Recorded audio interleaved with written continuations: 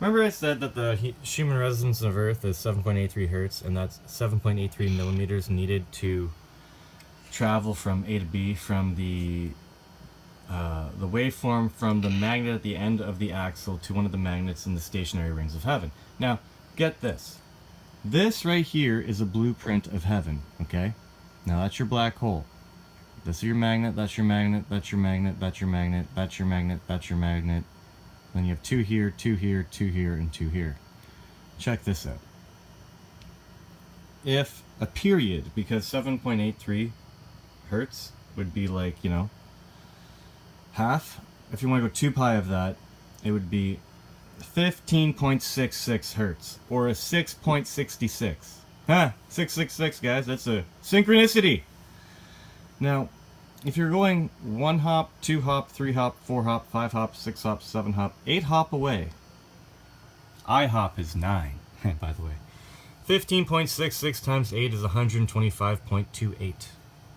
Now, in heaven, which is a 2 by 2 by 2, where a 1 is equal to a 60, a 6,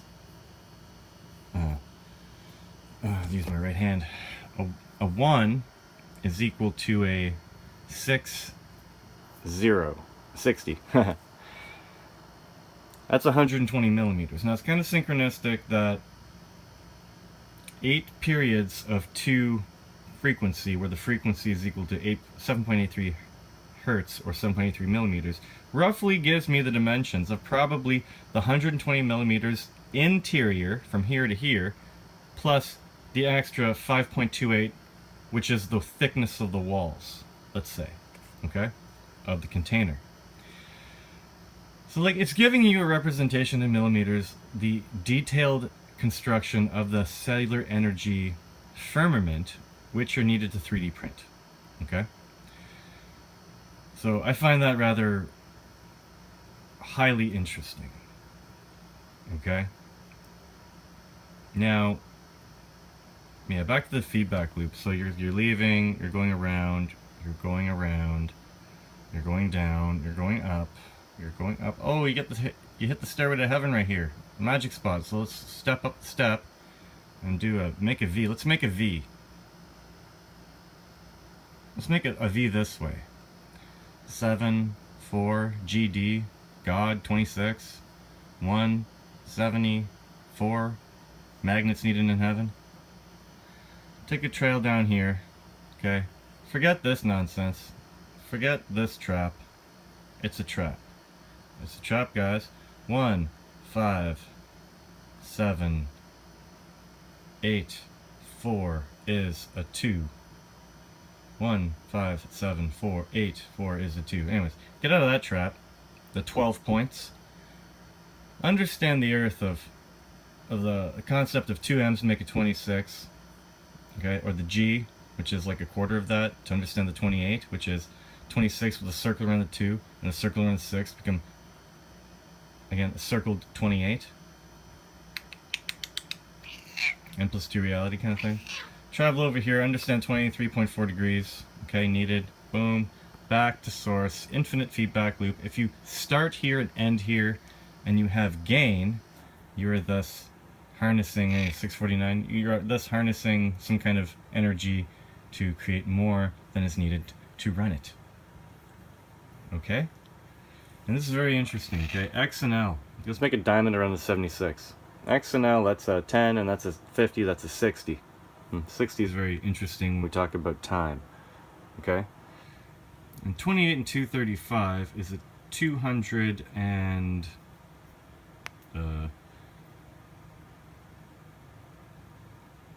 63. 263. Yeah. It's a 26 with a 3. It's God. 26 in the X, Y, and Z dimensions. That's what it is. 263 is 26 three ways. It's your 26 three eyes and your 60. You need your X, Y, and Z coordinates and your 2 eyes. The 230s, perfection. 30 and 30. 30 and 30, whereas 0 is a 1, it's the 31, 31. Read it backwards, it's the 13, 13. It's understanding the hypercube guy. The infinite loop that we're trying to get out of this. Okay? I guess if you're not using energy from it, it's just doing this. But when you start to use energy from the cellular energy device, oh, we're using energy. Let's go and do stuff. Yeah, oh, okay, there we go. We powered it again. Cool, we're still using energy. Might as well make more of it. Now, I was told that 11,732 watts is enough to power a neighborhood. Or neighborhoods. Yeah. That's good. Okay. Which again, you're 007 because you have a circled 7 up the lift. You have a circled 7 below. You have a 007. They're all 7s.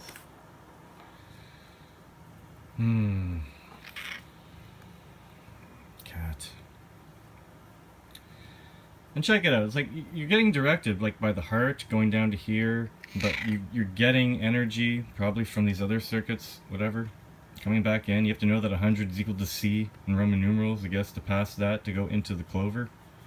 Once you're in the clover, you know, you're going to go around, go down, up, you know, like whatever. Like you come into the clover here. Let's say you go down, down, then you go into the big circle, then you go in the little circle, and then you come back into this circle, and you're in an infinite loop here until you finally understand that to get out, when you're coming out, would be like to cross over. Then you're in another infinite loop.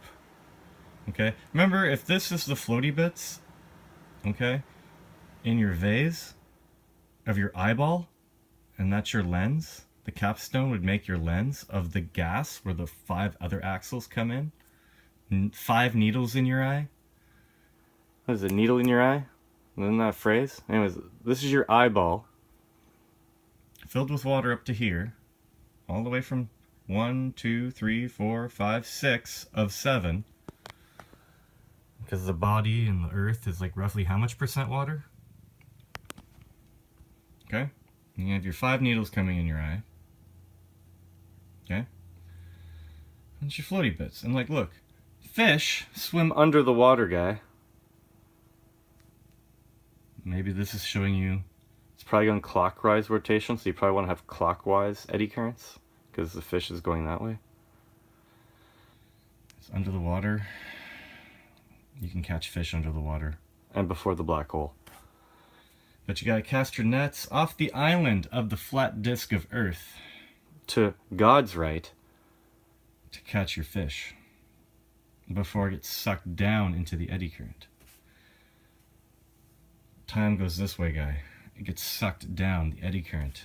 There. That's why clockwise is what clockwise is. The fish swim this way. I don't know what kind of fish this is, but some fish swim with the current, some fish swim against the current. What was the kind of fish that Jesus caught that fed everyone with? What type of fish was that? Does that go with or against the current? Maybe it's backwards. Maybe the eddy current's going this way and we're struggling for balance by fighting the current. And time's going backwards probably, because everything's upside down, backwards, and flipped in reality. And we're just little fish fighting the tide, fighting the current, fighting the eddy current of energy, the cellular energy matrix we live in. I'm sorry, guy, but we live in a bubble in a free energy battery. We're the crud on the speck in the bubble. I don't know if like, you know, in the cell that you can't see, but it's there. So yeah, anyways, it's pretty easy now. Like, you have to make something to contain volume, something to catch the drips, and to recycle them back into the system before, with some kind of mechanism to prevent leakage, which I think I've derived via, you know, that kind of concept. So there. What else do you need, guy? Okay, let's say your rings of heaven, your 3 rings and your 2 rings of heaven are going to be in the water, and you had given the charge. Wouldn't that charge all of the water inside of heaven? Yeah, it's a bad thing unless you contain it, so it's the charged water that's contained, and then you're sticking an axle of negatively charged, 14 of them actually, into the water.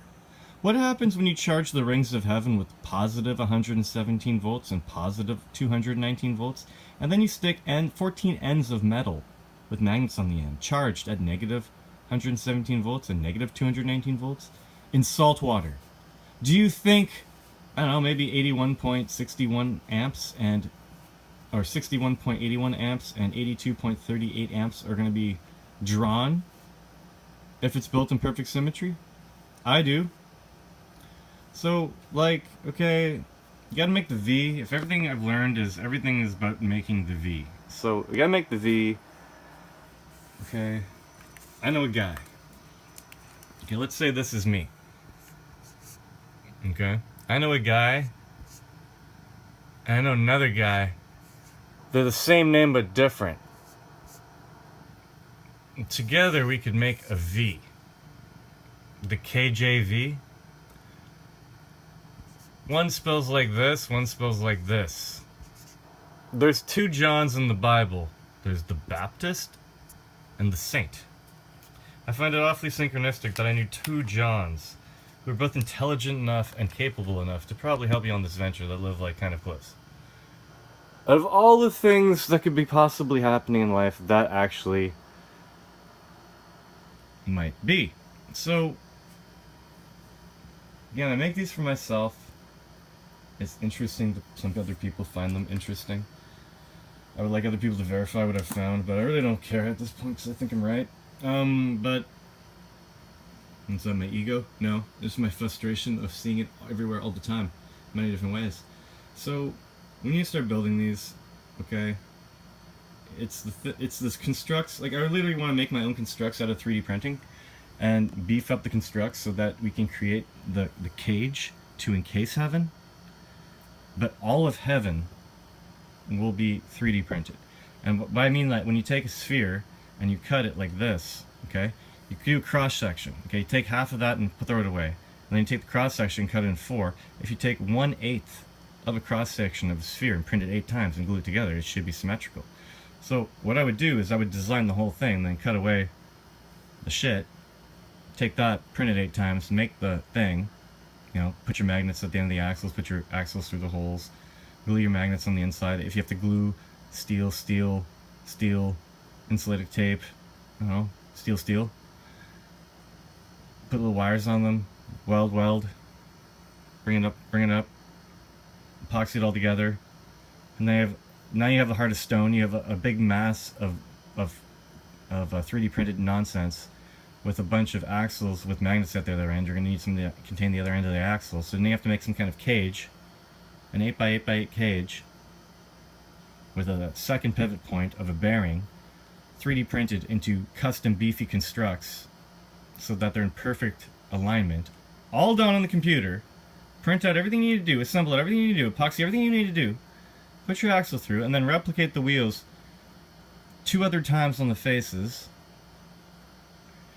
and 4 other times on the vertices of both halves. Wind your solenoids, clockwise, counterclockwise, clockwise. Put all your A's, all your B's, all your C's together in your 3 or 5 in series circuits, and then you have voltage with no current. You're producing current via 2 eddy currents. The negatively charged axles and the positively charged rings of heaven should create the current that will come out of the wires of the solenoid to feed a whole lot of homes, or a whole lot of circuits, or a whole lot of neighborhoods, who knows, okay? And I think if we use the right type of bearings and everything's engineered so that they're sealed as much as possible and whateverness, then, and if everything's in balance and alignment and everything comes out the way it should come out, there'll be very little friction. Potential energy is equal to kinetic energy plus the friction. So if you minimize that, add a little resistance in terms of the water inside the fishbowl of heaven, which is inside the fishbowl, the firmament, and have a closed infinite loop system of that water and vapor. Maybe after a certain amount of time running, equilibrium will be reached where the bubble in the center will actually be pretty much symmetrical, thus creating stability necessary for life to thrive in cellular Earth. It's literally a 3-dimensional depiction of what I'm talking about that you can see with your eyes. after light has already bended.